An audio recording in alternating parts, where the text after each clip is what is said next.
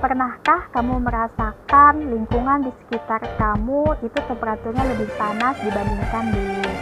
Dahulu kita belajar permusiman di Indonesia ada dua musim, yaitu musim hujan dan musim kemarau. Musim kemarau terjadi bulan April sampai Oktober dan musim hujan terjadi pada bulan Oktober sampai April.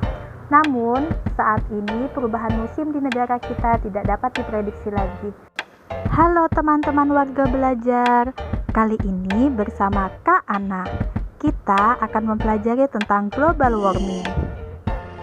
Apa sih global warming itu? Apa saja penyebab terjadinya global warming? Dan bagaimana dampak perubahan akibat global warming? Saat kita dalam mobil dengan kaca mobil tertutup, kemudian terkena pancaran sinar matahari akan terasa sangat panas. Atau kita dalam gedung berkaca yang rapat, terkena sinar matahari juga terasa sangat panas. Mengapa hal ini bisa terjadi? Hal ini terjadi karena radiasi sinar matahari yang menembus kaca masuk ke ruang mobil atau ruang gedung, tidak bisa keluar lagi ke atmosfer atau udara karena terhalang kaca. Bandingkan bila kaca mobil atau kaca gedung dibuka. Inilah yang disebut dengan efek rumah kaca.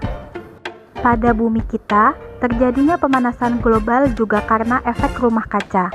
Hanya saja yang menahan radiasi matahari bukanlah kaca seperti pada mobil atau gedung, tetapi beberapa senyawa berupa gas yang berada di atmosfer atau udara, yang berfungsi seperti kaca dan disebut sebagai gas rumah kaca.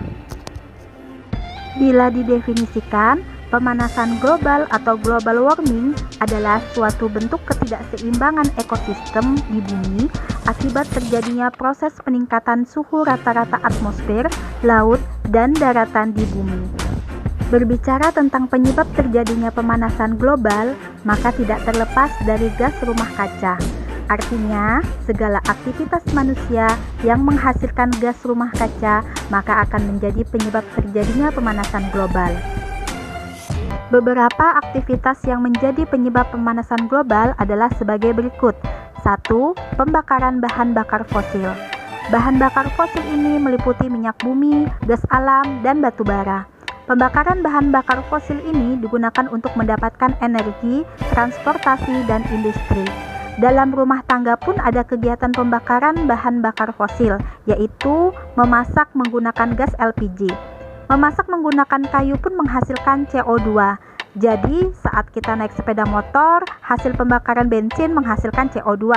Alat-alat mekanisasi pertanian yang menggunakan mesin seperti mesin pembajak tanah, mesin penyedot air juga mengeluarkan CO2. Beberapa aktivitas kita sehari-hari seperti tersebut memiliki peran dalam terjadinya pemanasan global karena menghasilkan gas rumah kaca CO2. 2. Pembentukan biogas metana atau CH4. Biogas metana merupakan hasil proses peruraian atau dekomposisi alami zat-zat organik, baik dari sisa tumbuhan atau kotoran hewan melalui proses enzimatis bakteri metanogenesis. Saat kita membuat pupuk kompos dari sisa tumbuhan atau pupuk kandang dari kotoran hewan, maka akan menghasilkan gas metana. 3. Penggundulan hutan. Mengapa penggundulan hutan memiliki peran dalam terjadinya pemanasan global? Ingatkah kamu akan proses fotosintesis? Zat hijau daun klorofil bila terkena sinar matahari akan mengalami proses fotosintesis. Fotosintesis menyerap gas karbon dioksida. Melalui penggundulan hutan, maka jutaan klorofil yang ada pada hijau daun akan lenyap, sehingga mengurangi proses penyerapan gas rumah kaca karbon dioksida. 4. Industri pendingin atau freon. Aktivitas manusia tidak akan terlepas dari kegiatan pendinginan, mulai dari skala kecil rumah tangga maupun skala besar industri. Pada skala rumah tangga adalah pemakaian lemari es untuk mendinginkan atau mengawetkan makanan dan minuman.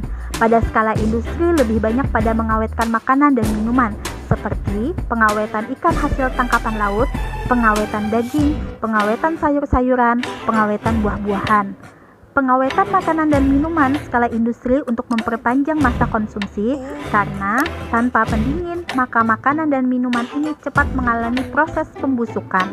Kegiatan ekspor impor makanan dan minuman sangat memerlukan proses pendinginan ini. Namun, ada efek samping proses pendinginan ini, yaitu menggunakan gas rumah kaca.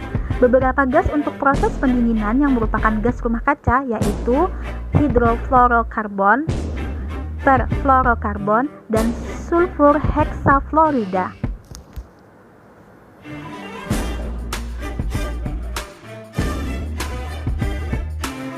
Nah, itu tadi penjelasan mengenai global warming. Yuk kita stop global warming dengan melakukan beberapa upaya seperti reboisasi, penghijauan, mengurangi eksplorasi batubara, mengurangi CFC, meningkatkan efisiensi bahan bakar, dan menggunakan energi alternatif. Terima kasih.